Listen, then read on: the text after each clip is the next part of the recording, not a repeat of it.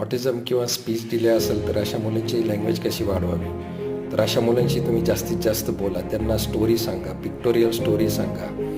त्यांच्याबरोबर आजूबाजूच्या वस्तूंविषयी बोलत राहा. तुम्ही ज्या गोष्टी करत असतात त्याची तुम्ही कॉमेंट्री करा किंवा तुमचं बाळ जे करत असेल त्याविषयी कॉमेंट्री करत राहा. तुम्ही काही बोला आणि त्याच्याकडून बोलून घ्या. उदाहरणार्थ आपल्या घरात कोणी आलं असेल तर त्याला गुड मॉर्निंग म्हणा आणि आपल्या बाळाला पण त्याला गुड मॉर्निंग म्हणण्यासाठी एनकरेज करा. एखाद्या आपल्या बाळाने शब्द बोलला तर त्याला एक्सपॅन्ड करा. त्याने जर पाणी म्हटलं तर राहुल तुला पाणी हवं आहे, राहुल ग्लासमध्ये पाणी घे, आपण ग्लासमधून पाणी पिलं पाहिजे.